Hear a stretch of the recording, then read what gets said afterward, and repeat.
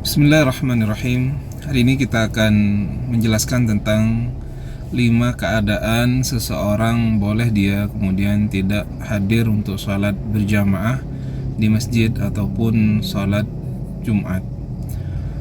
Sholat berjamaah di masjid ini adalah sesuatu yang sangat disarankan dalam mazhab Asy-Syafi'i. Dia hukumnya adalah fardu kifayah dan dia sangat dianjurkan dalam Islam, dan dikatakan bahwasanya sholat berjamaah itu pahalanya lebih tinggi dari sholat menyendiri dengan 27 derajat. Tetapi ada beberapa keadaan seseorang laki-laki tidak mengapa dia kemudian tidak hadir ke sholat Jumat ataupun sholat jamaah, dikarenakan ada udzur. Udzur itu yang pertama adalah hujan. Apabila terjadi hujan yang sangat deras sehingga apabila kita keluar baju kita menjadi basah dan kita tidak mempunyai payung, maka di situ kita uzur untuk boleh kemudian tidak sholat berjamaah di masjid.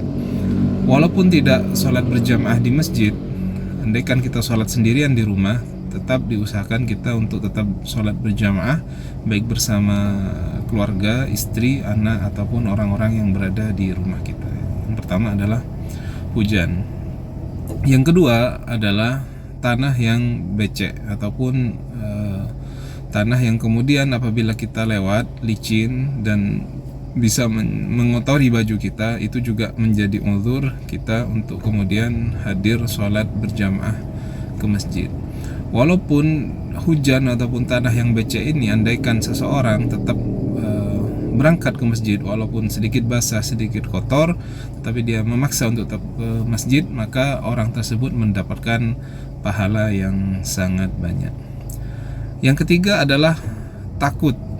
Takut di sini dalam artian semisal dia mempunyai musuh yang kemudian menghadangnya di jalan ketika dia menuju masjid, ataupun ada orang yang akan menyakitinya, maka tidak mengapa dia tidak berjamaah di masjid. Ataupun dia takut kemudian atas hartanya yang dia tinggalkan di rumah, ada pencuri ataupun perampok yang kemudian akan mengambil hartanya, maka tidak mengapa orang yang demikian ada rasa takut pada dirinya, baik terhadap keselamatan jiwanya ataupun terhadap keselamatan hartanya, untuk tidak sholat berjamaah ataupun sholat Jumat ke masjid.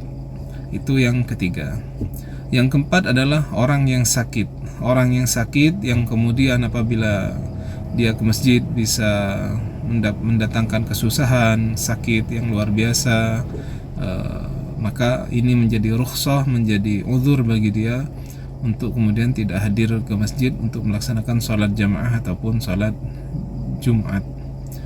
Yang terakhir adalah ketika orang tersebut kemudian menjadi dokter ataupun perawat yang sedang merawat orang sakit. Siapapun yang sedang merawat orang sakit, maka diperbolehkan bagi dia kemudian untuk tidak hadir untuk sholat berjamaah. Misalkan ada seorang dokter yang kemudian apabila dia tinggalkan pasiennya itu bisa membuat pasiennya meninggal dunia atau terjadi mudarat yang sangat besar terhadap pasiennya itu, maka tidak mengapa seorang dokter ataupun perawat ini kemudian tidak sholat berjamaah ataupun sholat Jumat.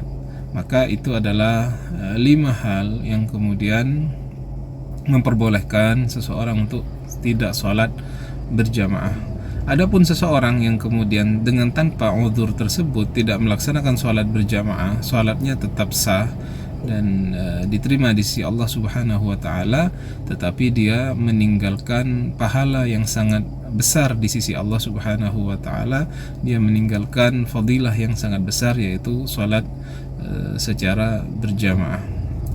Demikian yang bisa saya sampaikan, mudah-mudahan bermanfaat. Wassalamualaikum warahmatullahi wabarakatuh.